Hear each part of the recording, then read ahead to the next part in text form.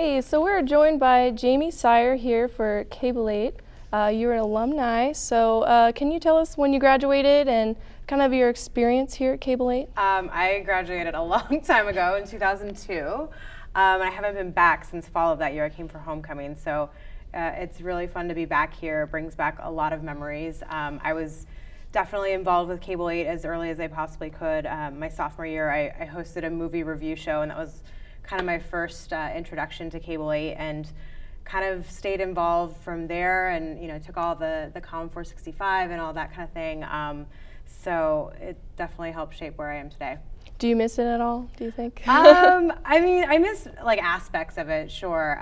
It was definitely like a fun time in my life, and something that I'll never forget. And in fact, I'm still like really, really close friends with a lot of the people that I met here in Pullman.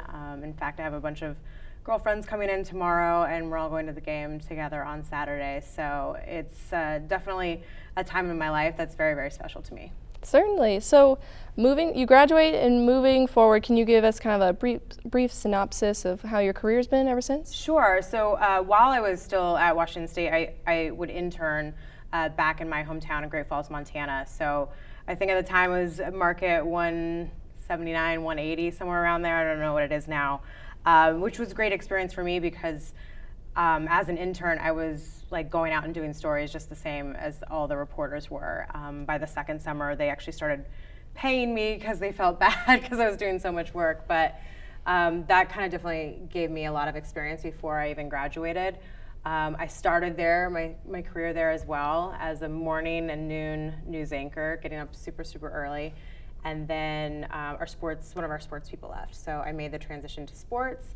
I was there for about 6 months, and I got a job in San Diego as like the third sports person in that department at the local CBS, and was there for about 4 years, and then moved on to like a regional sports network up in San Francisco, CSN Bay Area, which is now I think NBC Sports Bay Area, and I was there for 5 years covering most of the Giants. So I was there through 2 of their World Series runs, which was really, really awesome.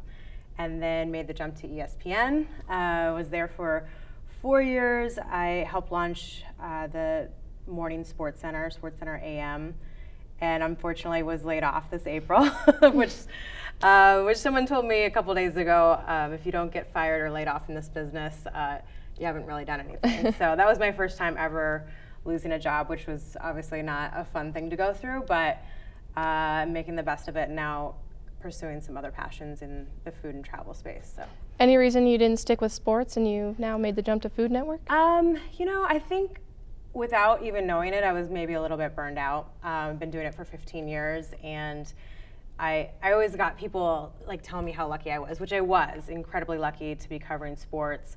But the way I always spun it back to them is like, you think it's so cool that I get to go to all these Giants games, but like, what do you do at a Giants game? You hang out with your friends, you drink beer, you're watching the game, whereas I'm working. I'm up in the press box, like keeping score and figuring out like how we're gonna do live shots afterwards and that whole thing. So it does become more like a job, and you don't enjoy it as a fan as much anymore. And then kind of simultaneously, I was just really passionate about food and travel, and had been writing a blog for about 6 years. So it just seemed like the right time to kind of give this other passion, give it a go, and if it doesn't work out, then I'll go back to sports in a couple years. So you said you get to travel and eat food. Kind of what's your experience with the Food Network so far been like? It's just starting out, so it's very early on, but while I was at ESPN, I still was kind of doing some little one-off things. I did an episode of Beat Bobby Flay, which we taped last December, but it didn't air until this July. I did a little segment on an episode of Food Network Star, which didn't air until August. So those things I was already doing while I was at ESPN.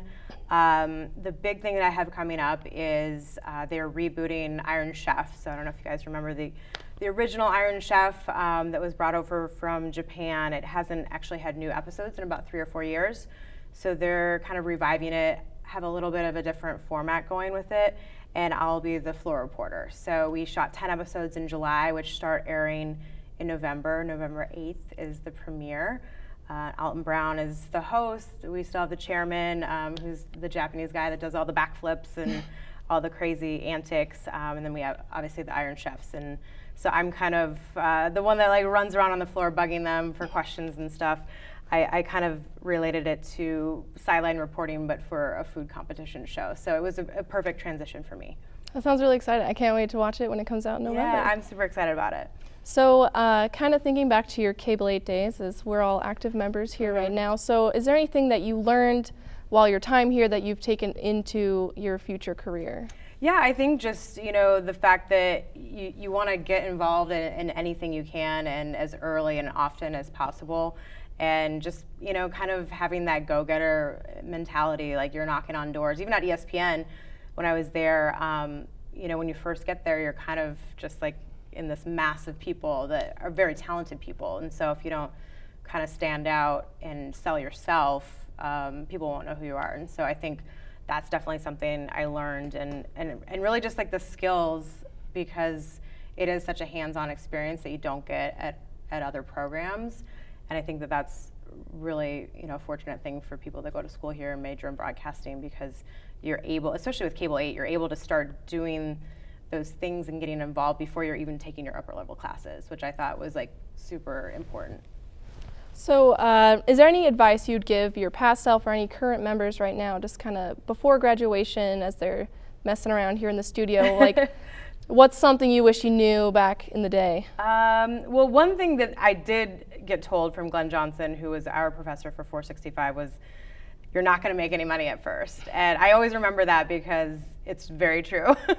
I remember my first job, I was making $18,500 a year. And my sister, who also went to Washington State, was home that summer lifeguarding. She's younger than me, and she was making more per hour, like getting a tan being a lifeguard, than I was, waking up at 4 a.m. to do like television. So that's something I always like pass along to other people as well. But if you keep working hard at it, like the money will come a little bit later. But you have to be really passionate about it, because at the beginning it's going to be a little rough. And other than that, I mean, just like little things like, if you're going to sign with an agent, be careful about, make sure you know what you're signing. And I think that goes for contracts as well. So just little like business side things that you don't always get taught in school. Mm-hmm. Well, I'm going to open it up to people here. If anyone has any questions for Jaymee, does anybody have something? If you can just shout it out. Can't see you very well. So outside of your classes in general, what was the number one thing do you think that prepared you for the job market? I definitely think, getting involved with Cable 8 for sure. Even though I was doing, movie review shows and things like that, as sitcom and different things, I think just getting those reps in front of the camera, I think, is the most valuable thing that you can possibly get. And I think also doing the internships in the summers. I was fortunate that I am from a smaller town, so it was kind of easier to get that experience. But I mean, I was telling someone today, like I would come in for work in the morning, and the assignment board would be up, and my name would be like next to one of the photographers, and like I had assignments every single day, and I was doing like by the end of my second internship, I was doing live shots, I was doing packages, I was doing stuff every single day. So I think making sure that you're making the most of getting those internships and applying them to like real world and real job experiences. So you, as we all do, mostly in the broadcast and production side, do a lot of news-heavy things. And I know a bunch of people, especially in Cable 8, want to get into entertainment. And so now that you're into more of the entertainment side of things, how has that transition been for you, going from news to sports to now more entertainment? I tell people all the time, I think if you can do sports, I mean, and a little bit of news too, especially like the breaking news aspect of it. If you can do sports TV, like really you can do pretty much anything, because there is so much of it that's unscripted, that's thinking on your feet, and then you also are dealing with breaking news. You're dealing with live games and not knowing what's going to happen and not having a teleprompter all the time. So it actually has prepared me very well for the entertainment side, because not all of those people have that background, and so they might have to take several takes of a line or whatever, and I kind of just treat it as everything's live, so I try to get things in like the first or second take, and I know my producers really appreciate that. So I think that's been a really like beneficial transition point for me, just having come from that world of everything's live, there's no do-overs, to now I'm in kind of a world where it's a little bit more structured, a little bit taped, but it still is very valuable to have those skills. Mm-hmm. Anyone else have any questions for Jaymee? Hey, what do you hope to do in the future? Like, what's a dream of yours? That's a great question. And the answer to that has changed. Like, if you would have asked me while I was sitting here as a senior, I would have said, sideline for Monday Night Football was my dream. And now I think it's definitely not sports anymore. It's more, I would love to have like my own food and travel show, something. I think that would be cool. Like, obviously like Anthony Bourdain has done a lot of great things. Like I would want it to be my style, my brand, and that kind of thing. But I think that sounds really fun, to just travel around the world and eat food and get paid for it. So that's my current dream. It might change, subject to change. Yeah. That's always something that I've been told, is always keep your eye on the future, enjoy what you're doing, but keep your eye like at least 2 years ahead. And so that seems kind of like it's going to change. I mean, I was lucky that I came in, because people told me all the time, oh, you're going to change your major, like everybody changes their major. And I never did, because I came to Washington State specifically for the broadcast program and kind of kept focus on that the whole time. But even from when I started out in news and then switched to sports and did that for several years and in different capacities. And then obviously now, like, doing something completely different to that. So we'll take one more question if anyone else has anything to ask. Yeah? So you initially started out, in news and then went to sports, and now you're more in the entertainment side.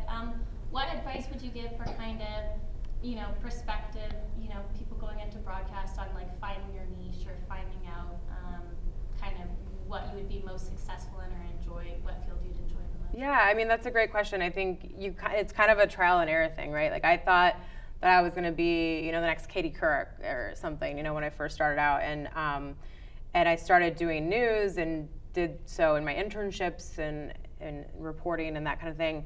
And what I realized when I kind of took a step back was I really loved the storytelling aspect. I loved like putting packages together. I loved, the human interest type stuff. I didn't like covering fires and murders and things like that. And some people really love that, and they're very good at it.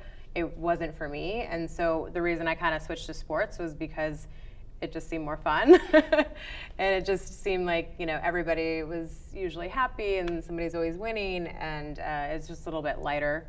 Obviously, that's not necessarily the case anymore. It's a little bit more serious and heavy at times, but at the end of the day, I thought that fit my personality the best, and then it's changed again. So I think you kind of just have to trial and error and figure it out, and just kind of stay true to yourself and listen to yourself and know that, like, if this doesn't feel right, there might be something similar if you just make a little bit of a tweak. So one last check for any questions. Anyone else? Yeah? Quick one. How many times has Cable 8 popped up in the job interview process?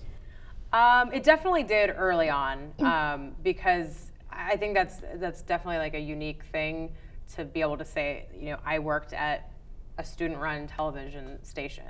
Like some programs at colleges, they might do some shows and that kind of thing, but I mean, how often do you have like a daily newscast that's like you had to go out and do stories and be live, on a daily basis? I think that's super valuable. And then on top of that, getting the other experience with other shows that Cable 8 Productions was doing. So I think definitely early on that was something. It doesn't come up that much anymore because I've had so much since then, but definitely early on that was definitely a benefit.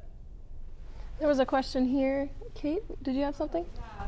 So, who did you have for Comp 300 and what grade did you get? Remind me, is that the one where like they weed everybody out? Yeah. Okay, so wait, who teaches it now? Is it Roberta Kelly. Yeah, she taught it for me too, and I actually got an A-. Wow. But my mom paid me for grades, so so you're a little bit. I was more determined, incentive. but I also knew going in that was a really tough class, and that you had to really like be on your game for it. So, what would you say like your favorite class that you got to take here was? I mean, 465. I think it was so fun for me to be, doing the news every day. I thought that was really cool, and Glenn was awesome, and then being able to come back the next semester and be his TA was really cool too. And you said this was your first time coming back in a really long time. How does Yeah. that feel for you to walk around here and see how you were saying things are the same but also different? Yeah, I mean it was cool. I mean, I caught the end of the newscast and it felt the same. You know, I mean, obviously your guys' equipment is a lot better than when I was doing it, but No tapes. Yeah, no tapes. We weren't running down like the tapes like last minute. But at the end of the day, it's, you know, you're watching people like, you know, do the news and make little mistakes and learn from them, and it felt like it was just back, you know, back in 2001, 2002. Well, thank you for joining us, Jaymee. I'll you. wrap it up, and thank you everyone for coming out. Thank you.